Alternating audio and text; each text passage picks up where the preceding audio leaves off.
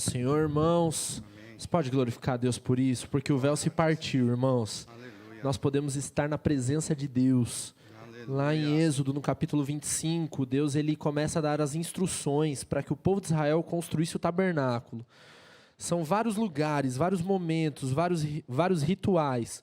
Depois de passar por todos esses rituais, o sumo sacerdote ele oferecia o sacrifício e o povo ficava lá fora, na expectativa que ele aceitasse, que Deus aceitasse o sacrifício. Mas o nosso sumo sacerdote, ele ofereceu o sacrifício perfeito na cruz, amém? Ele foi o sumo sacerdote, ele se entregou como cordeiro e hoje nós podemos estar aqui, celebrando a Deus e nos prostrando diante dele cara a cara, de forma íntima, de forma pessoal, amém? Vamos orar? Querido Deus, nós te adoramos, Senhor. Nós te agradecemos pela oportunidade que temos de estar na tua presença, de desfrutar, Senhor, da comunhão uns com os outros, de cantar louvores a ti, de estudar a sua palavra, Senhor. Nesse momento, nós te pedimos que o seu Santo Espírito nos preencha, Senhor. Termine, Senhor, a obra que o Senhor começou em nós, Senhor. Esse é o desejo do nosso coração, em nome de Jesus. Amém. Você pode se sentar. Estou muito feliz de estar aqui, embora seja desafiador, porque dividir o púlpito com o pastor Zezinho não é para qualquer um, né? Mas estou muito contente pelo convite. A gente se sente muito bem quando vem aqui no Tatuapé. A Alice dá uma aprontada aí, mas eu acho que ela é a forma dela dizer também que se sente bem aqui. A gente fica feliz com toda a recepção, com todo o carinho que a gente recebe aqui pelos irmãos. Eu quero te convidar a abrir a sua Bíblia no livro de Salmos, o Salmo de número 95. Você também que acompanha a gente pela internet, compartilhe o link, também faça a sua leitura aí na sua casa, abra a sua Bíblia também no Salmo 95. Eu sei que Deus quer falar com a gente essa manhã pelo Salmo 95, irmãos, porque eu e o Anderson, a gente teve o mesmo time. Os dois escolheram o Salmo 95, então hoje é o dia do Salmo 95. Irmãos, o livro de Salmos ele é um inário, né? Ele possui 150 salmos escritos por diversos autores. Então você tem Davi escrevendo a maioria deles, você tem Moisés escrevendo um salmo também, e outros tantos, né? Como Josafá, como Esdras. Então, é um livro bem grande e que era literalmente cantado pelo povo de Israel lá na cerimônia, lá no culto, no tabernáculo e depois no templo. O Salmo 95, ele é um salmo que traz grande luz para nós, para teologia do culto, para que a gente entenda o que Deus ele quer de nós, enquanto cristãos, enquanto seu povo, para que a gente adore Ele. Diferente de outras religiões e do próprio paganismo, Deus ele ensina o seu povo a adorá-lo. Deus ele não depende da adoração para que ele esteja em paz com o seu povo. Diferente dos pagãos, o nosso Deus ele não tem também características humanas. O nosso Deus, ele não barganha, o nosso Deus, ele não divide a adoração. O nosso Deus também não prejudica o seu próprio povo, não faz cilada para o seu povo. Diferente lá dos deuses gregos, onde a gente via os deuses até se relacionando, né, com mulheres, tendo filhos, na mitologia grega, nosso Deus ele não faz isso, nosso Deus ele é santo. E ele nos ensina como estar na sua presença. E o Salmo 95, ele traz luz sobre algumas coisas que eu gostaria de destacar aqui com vocês hoje nesse estudo. Bom, o Salmo 95, ele começa dizendo: Vinde, cantemos ao Senhor com alegria, cantemos com júbilo a rocha da nossa salvação. Então ele já começa nos trazendo uma ideia de júbilo, uma ideia de alegria e uma ideia de festa. Deus ele gosta de festa, irmãos. Ele gosta que o povo dele se reúna e faça festa. Lá quando Moisés vai falar com o faraó Uma das razões que ele usa em argumento com o faraó é que Deus disse assim, olha, deixa ir o meu povo para que me celebre festa no deserto. O faraó tenta negociar, o faraó fala, não, então vamos fazer o seguinte, ó, pega o seu povo aí, deixa as mulheres ficam, e você vai lá com os homens lá e celebra a Deus lá no deserto. E aí depois vocês voltam. Depois ele fala o contrário, não, deixa as mulheres irem, as mulheres fazem o culto, celebram lá o seu Deus, e vocês vão. Mas Deus ele não negocia, a adoração a Deus ela não é negociada, e ela é feita com festa. Então, eu gostaria de destacar 2 verbos aqui que têm mais ou menos o mesmo significado. Então, em algumas traduções, ele vai dizer, cantemos e celebremos. O cantemos, ele significa realmente cantar de alegria aqui. Então, a palavra usada aqui do hebraico é o Hanan, que é um canto de festa mesmo. É um canto barulhento, é corim de vigília, é negócio animado, né, Anderson? Não é worship aqui, né? Aqui é coisa forte. E o segundo, que é o celebremos, que também tem uma ideia semelhante. Só que, no celebremos, nós temos uma ideia de cantar em triunfo. Então, aqui, o cantemos e celebremos, ele nos convida a um louvor, onde a gente já adora a Deus e já reconhece de Deus um ato poderoso. Então, quando ele fala cantemos e celebremos, ele está dizendo assim, olha, canta, mas canta com força, gente.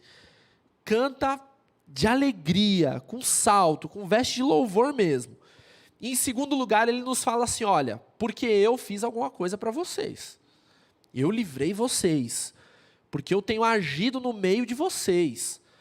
Às vezes a gente esquece tanto, né, de se recordar as primeiras coisas, se recordar aquilo que Deus fez para que a gente pudesse estar numa determinada situação de conforto, ou nem tanto conforto, mas a grande verdade é que Deus ele age em favor do seu povo. Deus ele nos convida a uma vida de adoração, ele nos convida a um serviço de culto, simplesmente porque ele tem atuado no meio da sua igreja. Nós aqui poderíamos destacar, nós poderíamos falar aqui sobre coisas que Deus fez por nós. Todos nós aqui temos histórias. Histórias simples, histórias complexas, histórias que parecem mais humanas, mas também histórias sobrenaturais. Deus ele tem feito grandes coisas no meio do seu povo. Um grande sinal é que, mesmo depois da pandemia, nós estamos aqui. Algo que a gente ouvia bastante quando começou a pandemia é de que a igreja ia fechar, mas nós estamos aqui, amém? Nós estamos aqui celebrando a Deus. Deus ele tem feito grandes coisas pelo seu povo. O versículo de número 2, ele diz, apresentemo-nos ante a sua face com louvores e celebremo-lo com salmos. A ideia aqui é de que nós devemos direcionar a nossa alegria a coisas que Deus tem feito pelo seu povo. A gente vive num tempo, irmãos, em que muita gente e muitas igrejas, a gente fica procurando motivo e formas para que o nosso louvor seja animado, não é verdade? A gente inventa um monte de coisa, a gente monta banda, a gente faz comida, né? A gente apaga a luz, a gente pinta a igreja de preto. Mas aqui o salmista, ele nos convida para que nós celebremos ele simplesmente por aquilo que ele fez. A fonte da nossa alegria, meus irmãos, aquilo que o salmista ele traz para nós, é de que a nossa alegria não deve acontecer por fatores externos. A nossa alegria, ela não deve vir por um formato, por uma atmosfera de alegria. Ele diz assim, venham e apresentemo-nos diante dele com ações de graças, com gratidão. Deus ele tem dado motivos para que a gente seja gente feliz. Gente feliz. A gente passa, sim, por dificuldades, a nossa vida ela é difícil, mas o que o salmista nos convida a celebrar é simplesmente porque ele tem cuidado de nós. Essa deve ser a nossa alegria. Hoje em dia a gente tem várias formas de alegria. A gente tem alegria, por exemplo, pelo futebol. O meu time não está dando muita alegria, né? Ele está ali, também não está dando tristeza, né? Mas ele está ali. Tem time que está dando mais alegria, né? Mas a nossa alegria ela é diferente. A nossa alegria não é pelo gol. A nossa alegria ela não é pelo título, mas é porque o Senhor tem cuidado de nós. E quando nós nos reunimos em adoração, nós ficamos ainda mais felizes porque nós vemos a ação de Deus com os nossos amigos, com as pessoas que nós gostamos. A gente enche o coração de alegria quando alguém vem aqui na frente e testemunha algo, porque a gente se reúne em adoração, em oração, junto com essa pessoa. É difícil a gente ser feliz, é difícil a gente estar em alegria diante de Deus, quando nosso amigo, nosso irmão está passando por dificuldade, não é mesmo? Mas aqui é o lugar onde nós compartilhamos as nossas alegrias. Se eu pedir para que você se lembre, você com certeza tem uma recordação assim, de que você passou por um período difícil, mas quando você se reuniu com os seus irmãos, você pôde ter vestes de alegria e celebrar a Deus com ações de graças, e você tem momentos em que você estava tudo bem na sua vida, mas que o seu amigo estava ruim, estava doente, e quando você viu ele aqui, você explodiu de alegria. Essa alegria que Deus nos convida, para que nós compartilhemos a vida um com o outro, para que a gente se alegre como igreja, como corpo. Amém, irmãos? Quando adoramos, não estamos diante de uma criatura ou de um ser qualquer, mas diante do mais magnífico e poderoso. É privilégio pertencer a Ele e poder se aproximar dEle. É impossível ficarmos indiferentes e impassíveis diante de tão preciosas verdades. A gente cantou aqui, a gente cantou sobre a fidelidade, a gente cantou sobre a vitória dele na cruz. Nós temos motivos para nos alegrar como corpo, como igreja em comunidade, amém? O segundo ponto que eu gostaria de destacar é adoração com reverência. A gente está aqui dizendo que a gente tem que cantar de alegria, que a gente tem que celebrar, que a gente tem que explodir, que a gente tem que ser feliz pelo motivo certo. E o salmista ele também nos convida a louvar com reverência. Lá no verso 6, dizendo assim, vinde, adoremos e prostremo-nos ajoelhados diante do Senhor que nos criou. O verbo traduzido aqui, o verbo em hebraico, é o shahá. E o seu sentido original quer dizer se prostrar mesmo, abaixar, colocar a cara no pó, como diz a moda gospel aí, né? Crente precisa colocar a cara no pó. Mas essa cara no pó, ela é só física?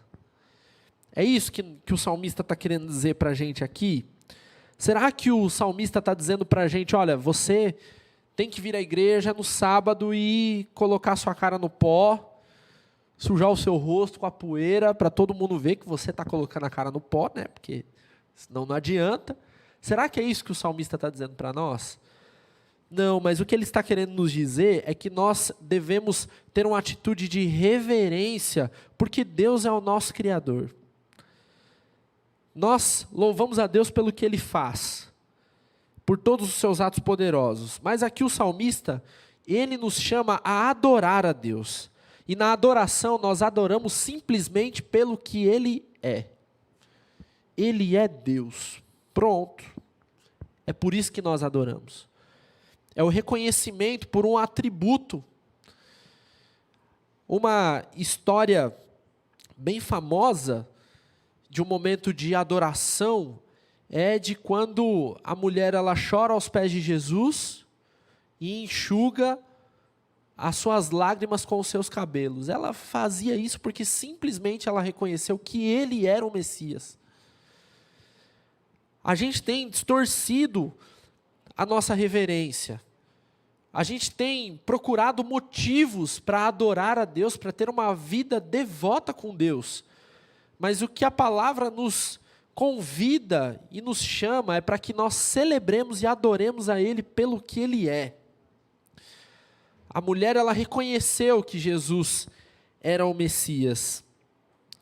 O salmista, ele não pede para que nós nos prostremos diante dele, diante de Deus, em uma situação simplesmente ocular, mas ele nos convida a celebrá-lo em todo o tempo, reconhecendo a sua grandeza.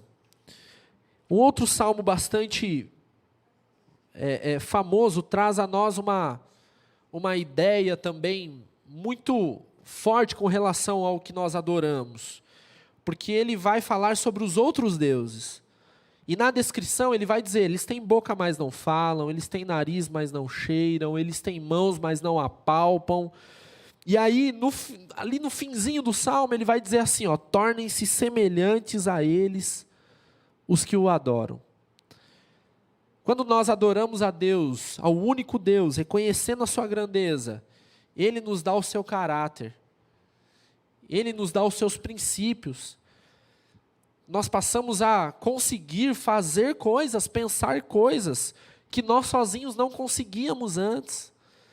Quando nós adoramos a Deus e reconhecemos o seu governo e a sua soberania sobre nós, nós somos transportados para uma nova vida e uma vida nobre, uma vida diferente. E esse é o terceiro tópico, que diz que nós precisamos adorar a Deus com fidelidade.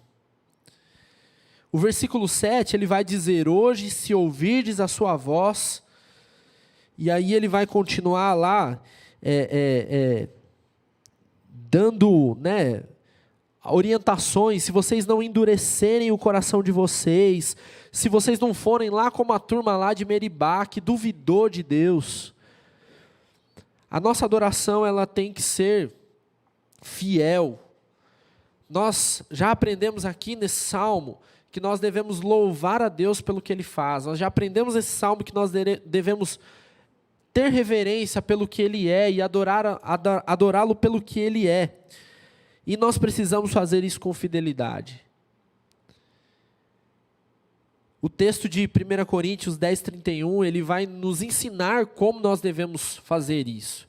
Comendo, bebendo ou fazendo qualquer outra coisa que seja para a glória de Deus. Quando nós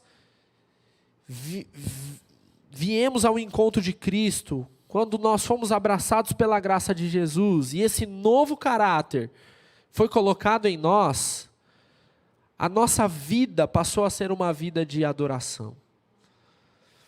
Nós deixamos de ter momentos de adoração. Como era o povo de Israel? Povinho difícil, irmãos. Povinho difícil. Eles iam lá até Jerusalém, e era uma festa grande. Eles ofereciam lá os sacrifícios, Deus aceitava os sacrifícios. Mas, tempo após tempo, nós vemos o povo de Israel caindo. Nós vemos o povo de Israel sucumbindo pelas suas próprias falhas, os seus próprios pecados. Irmãos, para pensar comigo. Esse povo saiu lá do Egito e viu um mar abrindo. Já é algo espetacular, não é? Se a gente vê o mar abrindo, já é um negócio grande. Mas mesmo assim, esse povo, irmãos, tinha de dia uma nuvem que fazia sombra para eles. Isso é uma coisa simples? Não é uma coisa simples, irmãos. Esse povo de noite, olha só, uma nuvem, tá? Deus mandou uma nuvem. Mas esse povo tinha de noite uma coluna de fogo, gente. Fogo, fogo mesmo, literal. Que deixava o povo aquecido durante a noite. Esse povo viu o mar, esse povo tinha uma nuvem, esse povo tinha a coluna de fogo, já é bastante, né? Mas além disso, Deus mandava pão do céu para essa turma, gente. Pão do céu. O maná. Eles eram sustentados por Deus. Literalmente. Literalmente. E mesmo assim eles sucumbiram. Mesmo assim eles tiveram saudade do Egito. Chegaram a falar para Moisés, Moisés, eu acho que seria melhor ter ficado lá. Cara, Moisés tinha muita paciência. Moisés tinha muita paciência com essa turma. E tantos outros milagres que aconteceram. Os 10 mandamentos, as tábuas dos mandamentos, quando Moisés desce, que o rosto dele estava como? Brilhando, gente. Vocês já viram alguém com o rosto brilhando? Eu não tive a oportunidade. Quando eu era criança, às vezes o pessoal ia para o monte e os galhos brilhavam, né? Não sei se alguém teve essa experiência aqui. Como é que fica a pessoa depois que vê galho brilhar? Cara, você fica eufórico, ainda bem que eu sou crente. Olha o que eu fiz, olha o que eu vi, olha o que Deus fez. Mas o povo de Israel sucumbiu, irmãos. E simplesmente porque eles não eram capazes de adorar a Deus. Essa é a grande verdade. E lá em Jeremias 29, depois se você puder ler, Deus ele faz uma promessa, olha só, vai chegar um tempo em que eu farei com vocês uma nova aliança. E eu colocarei a minha lei, onde? No coração de vocês. Irmãos, todos falharam. Adão estava no Éden e falhou na sua adoração. Se corrompeu. Gênesis 3, Adão cai, e depois dele tantos outros. Noé, Deus resetou o mundo, irmãos. Deus começou tudo de novo, mas os filhos de Noé caíram. Os filhos, os netos. Abraão, Deus chamou Abraão e falou, anda comigo, cara, que eu vou te ensinar. Abraão andou com Deus, aprendeu com Deus, mas lá na frente a sua descendência falhou. Moisés tirou o povo do Egito, o povo viu todas essas maravilhas, ensinou o povo como adorar, mas o povo falhou. Mas aqui em Jeremias nasce essa promessa, de que chegaria um tempo em que a lei estaria guardada no coração do povo de Deus, e esse povo teria condições de adorá-lo. Quando Jesus chega e fala assim, olha, em 3 dias eu vou destruir o templo e vou construir outro, isso causa um alvoroço, uma bagunça. Os fariseus acusam Jesus de blasfêmia.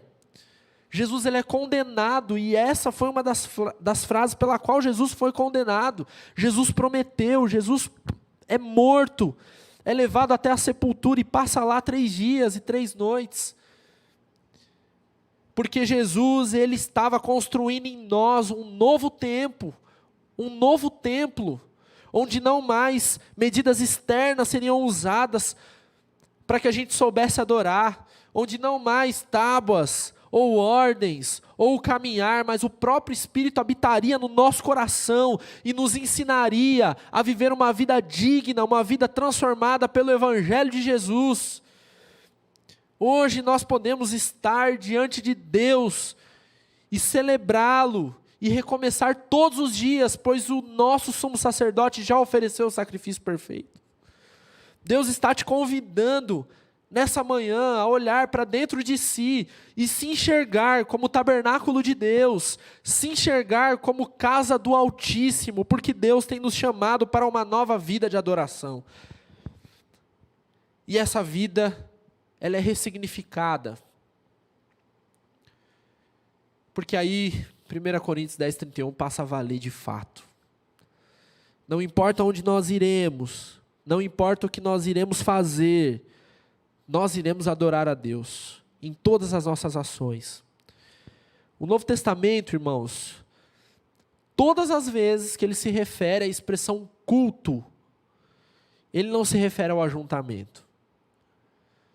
O texto mais famoso é o de Romanos 12, onde ele nos chama para se oferecer em sacrifício vivo, santo e agradável a Deus, em culto racional, intencional. Jesus começa a ensinar isso para a gente lá no livro de João, no Evangelho de João, no capítulo 4, onde ele encontra com aquela mulher samaritana, e lá no diálogo ele diz: o meu Pai procura adoradores que o adoram em espírito e em verdade. É consciente: Deus, eu estou aqui, eu estou apertando o parafuso, eu estou te adorando, eu faço para o teu louvor. Deus, tudo que eu fizer, receba como oferta de louvor. O nosso ajuntamento é um testemunho dessa adoração. É o momento em que nós somos edificados, uns pelos outros, todos pela palavra, por meio dos louvores, onde a gente se torna apto e pronto para anunciar essa verdade para o mundo. Essa manhã Deus quer nos chamar para isso, irmãos. Quero chamar o Anderson para cantar, a gente vai cantar. E eu quero te convidar a ficar em pé para orarmos, porque a cada dia, em cada atitude, Deus está nos chamando para ser adoradores em tempo integral. Deus está nos chamando para celebrarmos com alegria, com júbilo, com festa. Deus está nos chamando para celebrar com reverência, sabendo quem Ele é e sabendo que nós somos a sua criação. Deus está nos chamando e nos capacitando para que a gente adore com fidelidade, não porque a gente consegue, não porque a gente agora é apto, mas porque o Espírito dele nos ajuda e nos capacita para isso. Amém, irmãos? Vamos cantar?